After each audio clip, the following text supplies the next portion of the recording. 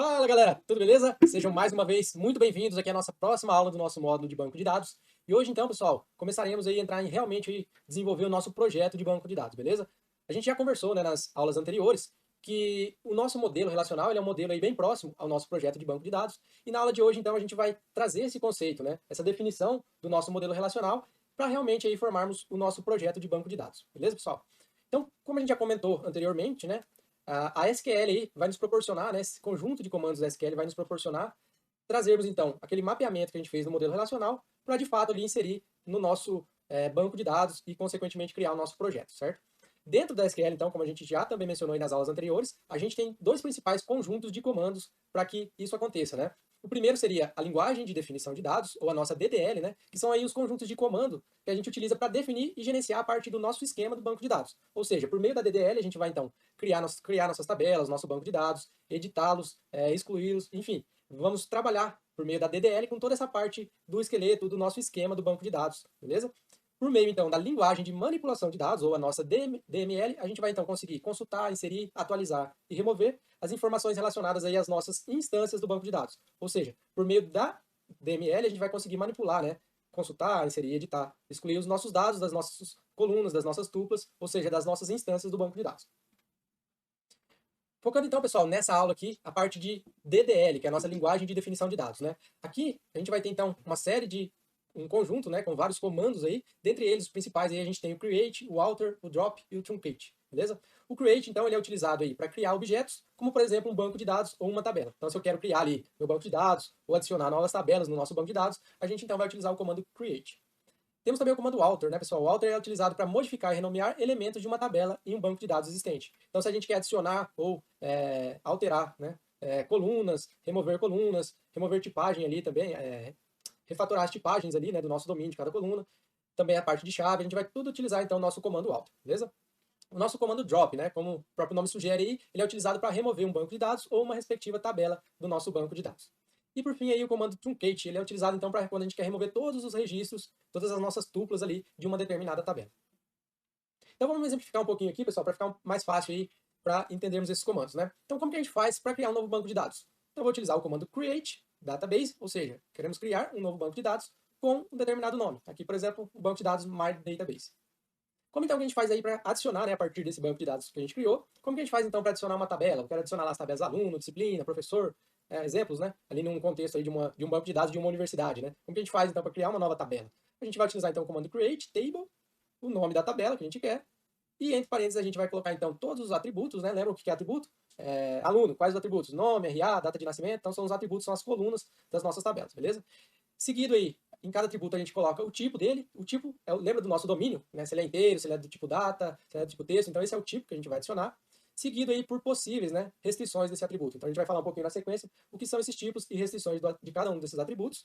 E também aqui podemos aqui adicionar as restrições da tabela, né? Então aqui é nessa parte que a gente vai referenciar a chave primária, a chave estrangeira e assim por diante. Falando um pouquinho então, pessoal, sobre os tipos, né? Então a gente comentou que cada atributo ali da nossa tabela, ele vai ter um tipo, vai ter um domínio relacionado a ele, né?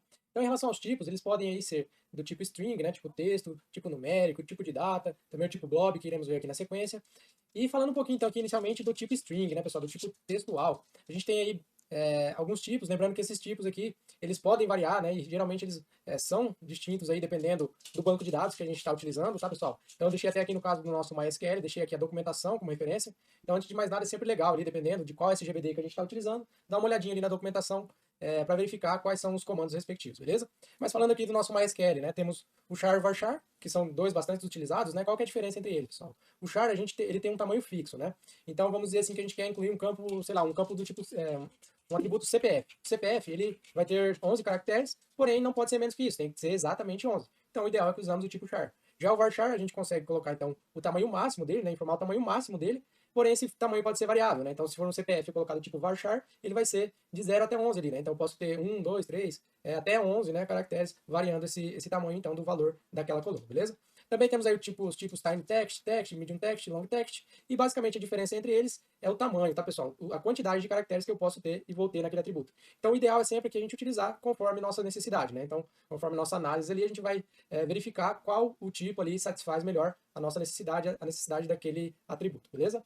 Dando sequência aqui então nos tipos de dados, a gente tem os tipos numéricos, né? Tiny int, small int, medium int, o int, enfim. E todos esses tipos aqui, até o Bing Int, eles são todos tipagens, né, numéricos do tipo inteiro, né? Então, o TinyInt ele varia, né, de um valor, aí a gente consegue utilizar uma range, né, um intervalo de valores de menos 128 até o número 127. E se a gente não quiser utilizar aí com o sinal aqui, né, a gente então tem possíveis aí 256 valores, sendo de 0 até 255. Small int, mesma lógica, só vai aumentando aí o número de dígitos permitido, beleza? Na prática a gente utiliza, tá, pessoal, bastante o int, ou int, né, que são os mesmos comandos aqui, pois ele proporciona aí um range de valores que vai desde menos 2 bilhões até 2 bilhões, 147 e assim por diante. E se a gente quiser utilizar sem o sinal, a gente tem valores aí de 0 até 4 bilhões, um pouquinho mais de 4 bilhões, beleza? Então a gente tem o Big Int, que são uma faixa aí maior, com mais dígitos possíveis. E para a gente representar aí dados com ponto flutuantes, né, ou seja, dados ali, números com vírgula, a gente pode utilizar o float, double e decimal, por exemplo, né? Temos outros também, né, pessoal? Então a gente comentou ali, se você pegar a documentação ali, vocês vão ver todos os possíveis, né? Então a gente está dando um exemplo aqui com os principais que são utilizados no dia a dia. Então aqui o float, né, ele aceita até 7 dígitos no total, então se a gente tem um número ali com 2 casas após a vírgula, a gente pode ter ali no lado esquerdo ali da vírgula 5 até 5 dígitos, né? Já o double ele permite de 15 até 16 dígitos e o decimal a gente pode ter até 29, beleza? Lembrando que o decimal aqui a gente tem que estipular, tá, pessoal? Sendo que aqui o M é a quantidade total de dígitos daquele número e o D é o número de casas após a vírgula. Então se a gente coloca aqui, por exemplo, 7,4, a gente consegue ter um número aí de 4 dígitos do lado esquerdo da vírgula com 3 dígitos do lado direito da vírgula. Também o tipo de dados do tipo date, né, do tipo data. A gente tem o date, que a gente consegue então utilizar para dia, mês e ano. O datetime e o timestamp, para a gente utilizar dia, mês, ano, hora, minuto e segundo. A diferença entre eles aí é que o datetime ele permite aí, valores maiores, assim, range maiores de datas, né? A gente consegue utilizar datas mais antigas e mais futuras em relação ao timestamp. O timer, então, a gente consegue gravar hora, minuto e segundo. E também a gente tem o year, né? Que a gente consegue gravar aí com 2 ou 4 casas, de acordo com o que é do ano que a gente quer informar, beleza? Também, pessoal, aqui para fechar os tipos de dados, a gente tem o tipo blob, né, que são arquivos binários que a gente salva, né? Então eles são muito utilizados ali quando a gente quer gravar uma informação grande, né, naquela determinada coluna. Ele é um tipo de dado bem polêmico, né, pessoal, porque a gente consegue gravar até mesmo arquivos, né, imagens, como sendo aí do tipo blob, porém tem a parte aí que é essa discussão, que é a parte de armazenar muito conteúdo, muita informação, né, número grande de bytes no nosso banco de dados, e isso, consequentemente, pode afetar a questão de performance, né? Então, é um tipo de dados que existe, porém a gente tem que utilizar ele com bastante cuidado, beleza? Falando um pouquinho aqui, pessoal, das nossas restrições, né? A gente comentou aqui dos tipos, porém a gente tem também as restrições de atributos, né? O que são essas restrições? A gente traz aqui alguns exemplos, né? Restrição do tipo unique. O que é uma restrição do tipo unique? É quando a gente quer dizer que esse determinado atributo, essa determinada coluna do tipo X, ela não pode ser, o valor dela não pode ser repetido mais de uma vez. Então vamos dizer que é um campo do tipo ali que é um nome, né? Então e o primeiro valor ali que foi informado, primeiro registro, primeira tupla, tem o nome José. Então eu não posso ter outras tuplas com esse mesmo valor José, porque ele é do tipo, tem essa restrição de unicidade, né? Em outras palavras, né, lembra que a gente viu lá a questão do conceito de chave candidata, né? O comando único ele pode ser uma chave candidata, que a gente não pode, a gente vai conseguir, né, identificar esse valor unicamente, porque ele não vai poder ser repetido, né? Então ele é uma chave secundária, né? Diferente da nossa chave primária, beleza? Temos também aqui a nossa restrição not null. O que quer dizer, né, pessoal? Esse é um tipo de campo que não pode ser nulo, ou seja, eu tenho que necessariamente informar um valor para aquele campo. Então, se eu coloco aqui uma coluna, ela não pode ser nula, na hora que eu estiver inserindo uma tupla ali, ele vai me retornar um erro caso eu não informe um valor para aquela determinada coluna, para aquele determinado atributo. Também temos aqui o auto-increment. O que é o auto-increment? Ele é muito utilizado aí para IDs, né, pessoal? Códigos, para representar nossa chave primária, nossas tuplas. Por quê? Aqui a gente consegue, o default dele é de 1 em 1, tá, pessoal? Mas a gente pode alterar também isso. Mas eu consigo, então, toda tupla que eu adiciono, eu incremento automaticamente o meu valor. Então, se eu coloco que o meu ID é do tipo auto-increment, quando eu criar uma tupla e não informar valor para aquele ID, ele vai sempre adicionando de 1 em 1. Então, 1, 2, 3, 4 e assim por diante. Caso ele seja setado ali para incrementar de 1 em 1. Beleza, pessoal? Também temos a restrição default. O que é o nosso default? O default, diferente do not null, quando a gente não informa valor, ele vai então colocar um valor pré-definido para a gente, né? Então a gente tem, por exemplo, um campo do tipo de data, né? Então a gente pode colocar que o default é dia 1º de 1 de 2022. Então todas as datas que eu criar, os atributos, para aquele valor daquele atributo, né? Se eu inserir e não colocar um valor específico, ele vai me colocar por default, né? Por padrão, um valor de 1º de 1 de 2022. E temos também aqui a restrição check, que é a qual a gente coloca, então, consegue colocar ali um intervalo, um conjunto de valores permitidos para aquele atributo. Então, vamos dizer que eu tenho um atributo gênero, e eu coloco ali quais são as minhas condições, masculino, feminino e outros. Um exemplo, né? Então, se eu tentar inserir qualquer valor diferente desses três, ele vai me retornar um erro. Então, ele vai fazer essa checagem, essa condicional. E aí, por fim, pessoal, a gente tem também aqui as restrições da tabela, né? A gente falou das restrições de atributos, porém temos restrições de tabela. Quais são essas restrições, né? A gente tem a restrição aí da nossa chave primária. Lembra que a gente comentou aí da nossa chave primária? Então a gente pode adicionar um atributo, né, que seja do tipo numérico ali, e no final a gente colocar com essa sintaxe primary key e o nome do atributo ou atributos que eu quero definir aí como chave primária. Então se eu tenho um ID que eu quero que ele, ou um CPF, vamos falar, né, que eu quero que ele seja uma chave primária, então eu vou colocar essa restrição ao final, primary key, CPF, que é o nome do atributo.